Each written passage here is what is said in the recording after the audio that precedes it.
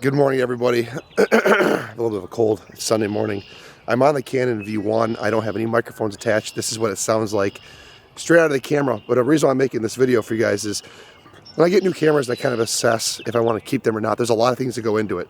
Price, size, ergonomics, what it offers, value for money, package, all sorts of different things. Excuse me. And so I'll do some internal testing. And one of the things with a point and shoot camera I always ask myself is it worth it to have this camera over something like your iPhone? I've done this in previous videos. You go through my video list, you see that I've done certain comparisons. This is no different. And so I was not going to share these initially with you guys, but I'm going to now. I recorded two separate clips that I'm going to put in at the end of this. So if it seems a little disjointed, that's why. One, me doing some like vlogging tests versus my iPhone. You can kind of see the difference there. And you can see I'm kind of learning it a little bit and I'm figuring some things out. And then also right after that, I'll do like a Lightroom, kind of like pixel peeping, iPhone 16 Pro shot in RAW versus this Canon V1 shot in RAW. I'll just share that with you guys now. You guys let me know what you think. This is the Canon V1 versus my iPhone 16 Pro for kind of that pocket camera position in my life. So take a look and then let me know in the comment section below what you guys think.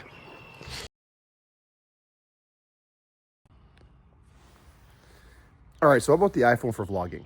I've already used the iPhone. There's a couple different ways I can use it. I can use it using the rear cameras like I'm using now on the wide setting, kind of bring you in. And I think they kind of is close to what the 16 millimeter might be on that Canon V1. And well, there's a problem with using this rear camera on the iPhone. It's that I can't see myself. I have no clue. But you get the wide angle full of telephone or a wide angle field of view. And generally the iPhone has good stabilization. And you're also using the microphones that are on board right now. I have no microphone attached, which is probably the reality of how I'd use this camera, because I wouldn't want to have a microphone attached to the iPhone all the time. There's nowhere to put it. And it's just kind of a pain to bring other stuff. And I'll do the same thing with the Canon PowerShot V1. But I guess the question is, does this look good? I walk the same little track with all these different cameras. So this is the wide angle lens. And then I'll pause and I'll go to something like the main lens to see how tight that is with the stabilization. So let's switch over right now. All right, this is the main lens. I'm holding it out a little bit further. How's the depth of field? I don't have cinematic mode on, none of that kind of stuff. But the same thing here is making the tighter field of view with the different sensor. I think it switches sensors on the iPhone 16 Pro. So I'm using the main sensor now, and it's just a little bit tighter. But how's the audio now that I'm a little further away with my hand? And is this acceptable? That's kind of the question here. I don't think I'd use it this way for either instances. I'd use the front-facing camera with cinematic mode on. So let's switch to that right now and see how that does. All right, this is how I would probably use the camera. Front-facing mode, or front-facing camera, I should say, in cinematic mode for the most part. And I can see myself, I can frame myself, I can see how it's doing. I can see that there's a box around my face right now, so it's got me in focus and it's got me locked, and it's doing a good job. How's the audio? Again, I flipped the phone around, so now the screen is facing me. And this is probably how I would use it if I was doing a walk and talk, run and gun vlog. So this is kind of what the Canon V1's up against. And speaking of, let's switch to that right now, and we'll try a couple different modes now. All right, so now we are on the Canon PowerShot V1. I have it on the widest setting. I have on f2.8 now. I have ND filters on to help with a little bit of the light. Maybe it'll be too blown out. If it is, I'll adjust that. Continuous autofocus, eye tracking, no stabilization on. So let's go for a little walk. This is what it looks like. Again, I'm hoping that, or thinking that this would be something similar to what the wide angle lens is on my iPhone. I'll tell you right now, ergonomically, holding the camera, it's definitely better to hold it. And I'm using the built-in microphones in their standard settings right now, by the way, to kind of see how that sounds in comparison. And in the time of recording this, I obviously have no clue what the results are, so I'll probably pop in at the end of this to see what it's like as I go through the shadow here. I'm now going to flip over on this and put on image stabilization in the lens, and then the next one I'll do with digital stabilization as well. So let's flip over to stabilization with the lens only. All right, this is stabilization with the lens only, not digital. It should be the same field of view. It's just using the lens IS. I don't know why you'd ever have this off. So maybe that makes the last test kind of null and void. Seems like it's doing a pretty good job as I walk around. I'm holding it just like this. The camera's like this, kind of like a claw at the bottom of the camera, and that's how I'm holding this thing right now. And I'm just walking around, going through the shadows, see how the autofocus does, see how it changes exposure, right? Real life situation that could happen for sure. Now let's turn on the stabilization mode that has digital as well. And there's actually a third stabilization mode I'll show you guys in just a second. All right, this time I went IS in the lens on, and I went for enhanced stabilization in the camera. I skipped right by the normal digital. There's like in the digital, there's on, then there's like enhanced. I just went right for enhanced because if I want gimbal-like performance, that's what I'm going to do. So it's cropping in on a sensor, and it's using whatever technology to kind of keep me stable. And again, I'm not even on a tripod or anything. I'm just holding it by the bottom of the camera on my hand. So I'm curious how it does. And I'm curious how the audio sounds in this as well. So I go through some of these shadows, that kind of stuff. All right. And the last one I'm going to do, subject tracking stabilization. So you have all three stabilization modes on. Let's see how that looks right now. All right, interestingly, you cannot have digital stab on with this subject tracking. I think it uses the same technology, but it's supposed to, see how it's moving in the, I'm not moving the camera. So it's actually almost like the DJI Osmo Pockets and stuff. It's following me around the frame a little bit. Like I'm just moving myself in the frame, but the camera's not moving. It's moving with me. So this is the other thing. It's going to try and keep me, the subject, centered. That's the mode I put it in. Backlit really hard right now. Again, the ND filters are on. And let me put this down on top of my daughter's car real fast and show you kind of what it tries to do. It moves a little, I think it moves a little bit once it finds the subject. I don't know. Gotta figure it out. But this is the third, I guess, option of stabilization. Maybe it's irrelevant to what we're talking about. But the question is how do these little vlog tests, exposure, autofocus, microphone, tracking, stabilization, iPhone versus the Canon, what do you guys think? All right, these are not exactly the same, but I tried my best to kind of compare the iPhone to the V1. The problem is that in the V1 I couldn't tell what focal length I was actually at because it has it in like inches or feet. I don't know. It's weird. I'll have to show you. And then the iPhone, obviously, a little different with its approach to cropping on the sensor and stuff like that. So anyways, on the right is the iPhone. You see it's in Pro Raw. I guess I can change that to Adobe Color to make things a little more equal. And on the left is the Canon. Again, the white balance seems a little bit different here. I can warm it up a little bit for people that are interested in that. But what's interesting here is you look, the background separation between the two different cameras is not massive. Again, on the right, you can see it's the iPhone, and on the left it is the Canon. If you zoom in on the focal point, you got some detail there. You got a little bit of smudging and blurriness there.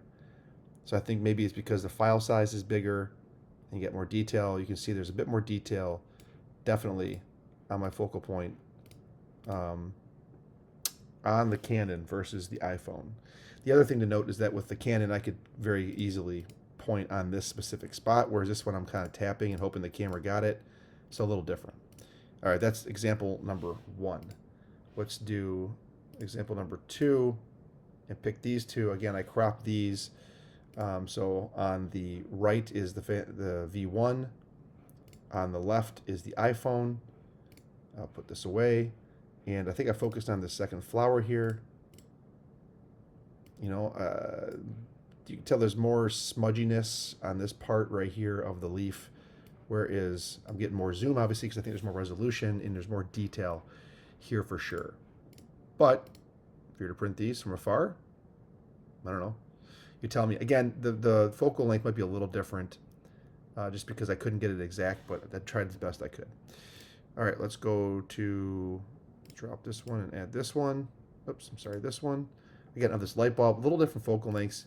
Here on the right, you've got the Canon, and on the left, you've got the iPhone. So we'll bring those out. A little different coloring. You can change that in post. But I focused on the light bulb here. So you see on the sign here, you get the ROHS. Right, just a bit more detail. Again, if it's a focusing thing or what, these light bulbs are obviously very dirty. But as I scroll around, like, just a bit more detail on the Canon versus the iPhone. Oops, let me do this side by side again. There we go. And I'm trying to figure out if I missed focus somewhere where it actually was sharp, but I can't. And these were shot in RAW, edited here on this Lightroom, so that's kind of the comparison of those two. Next one is this bird. This one's a little bit of a goofy test because, first of all, the focal lengths weren't the same, and second, I got definitely some glowing with the iPhone. But again, I guess that's one of the differences of having that less shallower, different type of lens on the iPhone versus this. So just for reference, on the right it is the PowerShot, on the left it is the iPhone 16, right? And so if you look here, what's interesting is the detail is actually pretty good on both of them. The coloring is different. Obviously, we'd have to change that a little bit, but you know, I think they both did a pretty good job here. So I'm wondering with the iPhone if it's a bit more hard, it's more tricky to focus on specific areas, and maybe that's a user error thing. But again, what you can kind of see interesting on this right one on the right. So I think the one on the right is the iPhone. Oh, no, it's the PowerShot. Do you guys see this? How there's kind of that cross hatching, like you can see the sensor versus you don't see it here as much. Does anybody see what I'm talking about? Not a big deal, maybe. This is the iPhone on the left. So left is iPhone, the right is the PowerShot. Again, I would say more depth, a better depth of field, sharper image, better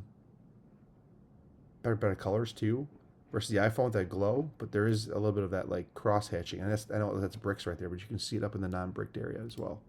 Not a big deal, but if you're going to be a pixel peeper, that's something to notice, I guess. And then I tried to take a picture of this mailbox. I kind of jacked this up too. But I found this is something else I found very interesting in like when in very washed out situations.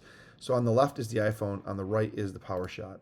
And I bring this up because when you get backlit, I've noticed this in a couple days of testing, backlit on the PowerShot, it kind of washes out a little bit, and maybe again that's user error, but you see the highlights are all the way down here. So if I bring the exposure down, you look, there's no detail. There's absolutely no data back there at all, right? Took the shot at the same time.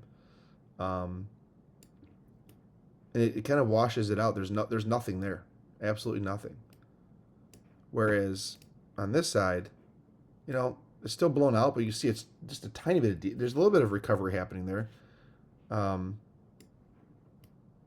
I bring this down, you see there's at least some of this and some blue. Again, I don't know if that matters or makes the picture or not. Probably doesn't.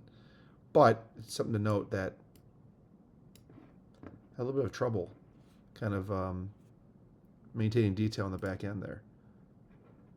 I think I focused right here. I would say similar thing here is that you notice there's more detail on the Canon shot. There just is. Again, both these are shot in RAW, edited here. All I have to say, I think the iPhone's acceptable, but the Canon definitely has better image quality for the most part. All right, after I've watched that, what do you guys think? And the one thing that's going through my mind a little bit is if for vlogging, like I'm doing now, if the iPhone is just as good or close, then should I even really focus on video at all in these types of cameras? I mean, I can hook a microphone up to the iPhone just as I can the Canon. The autofocus seems to work great. Image quality seems to be pretty good out of both. I don't know. So, you know, I originally bought this camera because I thought was travel photography and also video at home, the kids running around, that kind of stuff. But if it's not significantly better than the iPhone, why spend the money? And that's something I'm trying to debate. Maybe it is worth it. I don't know. I can see differences for sure. The question is, are those differences worth it? So let me know what you guys think in the comment section below, and I will see you guys in a future video with more commentary probably on this camera. See you soon.